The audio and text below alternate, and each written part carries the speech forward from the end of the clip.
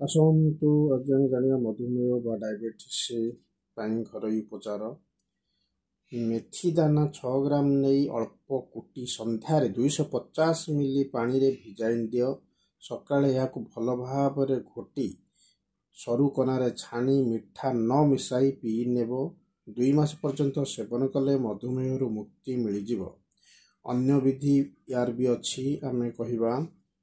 ପ୍ରଥମ ବିଧି ହେଲା 2 ଚାମଚ ମେଥି ଦାନାରେ 1 ଚାମଚ ପାନମହୁରି ମିଶାଇ ଗୋଟେ କାଚ ଗ୍ଲାସରେ 200 ମିଲି ପାଣି ନେଇ ରାତିରେ ଭିଜାଇ ଦେବ। ସକାଳେ କନାରେ ଛାଣି ସେହି ମେଥି ଭିଜା ପାଣିକୁ ପିଇ ନେବ।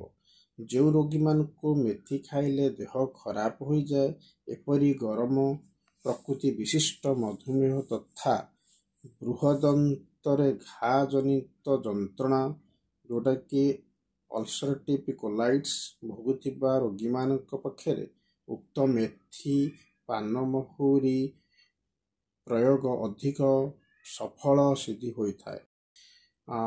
ଦ୍ୱିତୀୟତଃ ହେଲା ଆପଣଙ୍କର 50ଟି କାବୁଲି ଚଣା ଯେଉଁଟାକି ସୋଲା ଗୋଟିଏ କାଚ ବୋତଲରେ ରଖି ଭିନେଗାର ଢାଳି ତାକୁ ବୁଡ଼ାଇ ରଖିବ। ପରଦିନ ପ୍ରାତ ଦାନ୍ତ ଘଷିବା ପରେ ଖାଲି ପେଟରେ ଚାମଚ ସାହାଯ୍ୟରେ ସେଥିରୁ 7ଟି ଚଣା ନେଇ ଉତ୍ତମ ରୂପେ ଚୋବାଇ ଖାଇ ତା ଉପରେ ଅଳ୍ପ ପାଣି ପିଇ ନେବ। ଏହି ପ୍ରୟୋଗ ମାତ୍ର ସପ୍ତାହକ ପାଇଁ ଚାଲୁ ରଖି ରକ୍ତ ଶର୍କରା ପରୀକ୍ଷା କରିବ। ରକ୍ତ ଶର୍କରାର ମାତ୍ରା ପୂର୍ବାପେକ୍ଷା ଅଳ୍ପ କମିଥିଲେ ଆଉ 7 ଦିନ ଖାଇବ, ନଚେତ ଏହି 7 ଦିନରେ ପ୍ରୟୋଗ ଯଥେଷ୍ଟ ହେବ। ଚଣା ଖାଇବାର ଅନ୍ୟୁନ ଘଣ୍ଟେ 2 ଘଣ୍ଟା ପରେ ଜଳଖିଆ ଖିଆଯାଇପାରେ। ଜାମୁପତ୍ରର ରସ 4 ଗୋଟି ସବୁଜ ଏବଂ କୋମଳ ପୁରା ସଫ୍ଟ ଥିବ ଯେଉଁ ପତ୍ରଟି, ଜାମୁପତ୍ର ନେଇ ତାକୁ 60 ମିଲିଗ୍ରାମ ପାଣିରେ ଭଲ ଭାବରେ ଦଳି ସରୁ ଏବଂ ସଫା କନାରେ ଛାଣି ସକାଳେ ଖାଲି ପେଟରେ କ୍ରମାଗତ 10 ଦିନ ପର୍ଯ୍ୟନ୍ତ ଖାଇପାରିବେ। ଏହି ରୋଗର ପ୍ରାରମ୍ଭିକ ଅବସ୍ଥାରେ ପ୍ରତିଦିନ ସକାଳ ଓ ସନ୍ଧ୍ୟାରେ 4 ଗୋଟି କଅଁଳିଆ ଜାମୁପତ୍ର କେବଳ 2 ଦିନ ଖାଇବା ପରେ ତୃତୀୟ ଦିନ ମଧୁମେହର ଲାଭ ଦେଖାଇ ଦେଇଥାଏ। ଜାମୁକୋଳି ପାଚିବା ଋତୁରେ ଭଲ ଭାବେ ପାଚିଥିବା କୋଳିରୁ 60 ଗ୍ରାମ ନେଇ 300 ମିଲି ସିଝା ପାଣିରେ ପକାଇ ଢାଙ୍କି ଦେବ। ଅଧଘଣ୍ଟା ପରେ ଭଲ ଭାବରେ ମନ୍ଥି ଦଳି ଛାଣିଦେବ। ଏହାକୁ 2-3 ଭାଗ କରି 1 ମାତ୍ରା ଦିନରେ 3 ଥର ପିଇଲେ ମଧୁମେହ ରୋଗର ମୂତ୍ରରେ ଶର୍କରା ଯିବାର ମାତ୍ରା ବହୁତ କମ୍ ହୋଇଥାଏ। ନିୟମ ପୂର୍ବକ ଜାମୁକୋଳି ମିଳିବା ପର୍ଯ୍ୟନ୍ତ ଖାଇଲେ ରୋଗୀ ପୂରାପୂରି ଠିକ୍ ହୋଇଥାଏ। ଜାମୁକୋଳି ମଞ୍ଜିର ଶସକୁ ଛାଇରେ ଶୁଖାଇ ଚୂର୍ଣ୍ଣ ପ୍ରସ୍ତୁତ କରି ପ୍ରତିଦିନ ସକାଳ ସନ୍ଧ୍ୟା 3 ଗ୍ରାମ ମାତ୍ରାରେ ତାଜା ଏବଂ ଶୁଦ୍ଧ ପାଣି ସହିତ ଗ୍ରହଣ କଲେ ମଧୁମେହ ରୋଗ ଦୂର ହେବା ସଙ୍ଗେ ସଙ୍ଗେ ମୂତ୍ରର ବାରମ୍ବାର ଫ୍ରିକ୍ୱେନ୍ସି ମଧ୍ୟ କମିଯାଏ। ଏହି ଯୋଗକୁ ପ୍ରତିଦିନ ପ୍ରାତଃ ଅନ୍ୟୁନ 21 ଦିନ ପର୍ଯ୍ୟନ୍ତ କରିବ।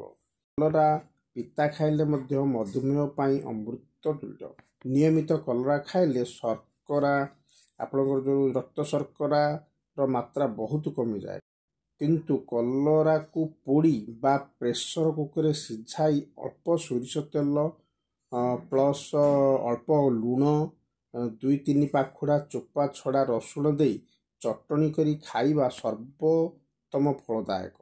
କଲରା ବା କଲରା ଶାଗକୁ ଭାଜି ଖାଇଲେ ମଧୁମେହ ରୋଗୀଙ୍କ ଠାରୁ ଗ୍ଲୁକୋଜ ସହନଶୀଳତା ଗ୍ଲୁକୋଜ ଟଲେରାନ୍ସ ଅଧିକ ମାତ୍ରାରେ ଦେଖାଯାଇଛି। ସକାଳେ ଖାଲି ପେଟରେ କଲରା ପତ୍ର ଓ ଫଳକୁ ଛେଚି ତାର ରସ ଖିଆଯାଇପାରେ। ମଧୁମେହ ରୋଗରେ ମିଠା ଯେମିତିକି ଚିନି, ଗୁଡ଼, ରସଗୋଲା, ଲଡ଼ୁ ଆଦିର ପ୍ରୟୋଗ ପୂରାପୂରି ବନ୍ଦ କରିଦେବ। ଭାତ, ଚୁଡ଼ା, ମୁଢ଼ି, ମିଠା ଫଳ ଯେମିତି ପାଚିଲା କଦଳୀ, ଅଙ୍ଗୁର, ଆମ୍ବ, କମଳା ଆଦି ତଥା ତମାଖୁ ଆଦି ବର୍ଜନ କରିବ। ଅଧିକ ମାନସିକ ଶ୍ରମ ଯେଉଁଟାକି ମେଣ୍ଟାଲ ୱାର୍କ, ଲେଖା ପଢ଼ି ଆଦି ଯେଗୁଡ଼ା ସବୁ ଏବଂ ବଦହଜମି ଠାରୁ ଦୂରେଇ ରହିବ। ଦିନରେ ଶୋଇବ ନାହିଁ, କାରଣ ଦିବା ନିଦ୍ରା ସ୍ୱାସ୍ଥ୍ୟ ପକ୍ଷରେ ଅହିତକର। ପାଣିକୁ ଚା ପାନ ପରି ପିଇବ। ତେଣୁ ଇଂରାଜୀରେ ଗୋଟିଏ ଉକ୍ତି ଅଛି, ଡ୍ରିଙ୍କ ଦ ସଲିଡ୍ ଇଟ୍ ଦ ଲିକ୍ୱିଡ୍। ଏ କଥାର ଅର୍ଥ ହେଲା କଠିନ ଖାଦ୍ୟକୁ ଉତ୍ତମ ରୂପେ ଚର୍ବଣ କରି ପିଇବା ଭଳି ତରଳ କରି ଧୀରେ ଧୀରେ ଖାଇବ ଏବଂ ତରଳ ପଦାର୍ଥ ଯେମିତି ପାଣି, ସର୍ବତ ଆଦି ସର୍ବବିଧ ପାନୀୟକୁ ଖାଇବ ଅର୍ଥ ଚୁମୁକ ଦେଇ ଖାଇବ। ପାଣି ବା କୌଣସି ପାନୀୟ ଠିଆ ହେବା ଅବସ୍ଥାରେ ନ ପିଇ ବସିକରି ପିଇବ। ସହାୟକ ଉପାଚାର ଆପଣ ଯଦି ଦେଖିବା, ଏମିତି ଅଧା ଚଣା ପ୍ଲସ୍ ଅଧା ଗହମ ମିଶାଇ ଅଟା ପ୍ରସ୍ତୁତ କରିବ, କିମ୍ବା କେବଳ ଚଣା ଯୋଉଟା ସୋଲା ତାର ଶେଷ ଭାଗ ଅଟାର ରୁଟି ଅଥବା ଚଣା ଅଟା ଓ ଯଅ ଅଟା ସମାନ ମାତ୍ରାରେ ମିଶାଇ କିମ୍ବା 25% ଚଣା ନେବ, 25% ଯଅ ନେବ, 50% ଗହମ ମିଶାଇ ଅଟା ପ୍ରସ୍ତୁତ କରି ତାର ରୁଟି ଖାଇବ। ରୁଟିର 4 ଗୁଣ ମାତ୍ରାର ବ୍ୟଞ୍ଜନ ଯୋଉଟା କରି ଖାଇବ, 4 ଗୁଣା ମାତ୍ରାରେ କରି ଖାଇବ। ରୁଟିର 4 ଗୁଣା ମାତ୍ରାର କରି ଖାଇବା ପରେ ରୁଟି ଯେତିକି ତାର 4 ଗୁଣା ହେଉଛି ବ୍ୟଞ୍ଜନ, ଯୋଉଟାକି କରି ତରକାରୀ।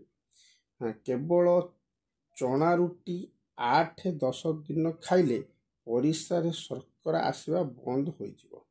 ଯଦି ଚଣା ରୁଟି ଆପଣ ଖାଉଛନ୍ତି 8-10 ଦିନ, ତାହେଲେ ପରିସ୍ରାରେ ଶର୍କରା ବନ୍ଦ ହୋଇଯିବ। ଯୋଉଟାକି ଜବକୁ ଭାଜି ଅଟା ପରି ପେଶି ରୁଟି ବନାଇ ଖାଇଲେ ବହୁତ ଲାଭପ୍ରଦ। ଶକ୍ତି ଅନୁସାରେ ମଧୁମେହ ରୋଗୀ ସକାଳ ସନ୍ଧ୍ୟା 2 ଥର 4-5 କିଲୋମିଟର ରାସ୍ତା ଦୌଡ଼ିଲେ ବିନା ଔଷଧରେ ପରିସ୍ରାରେ ଶର୍କରା ଆସିବା ବନ୍ଦ ହୋଇଯାଏ।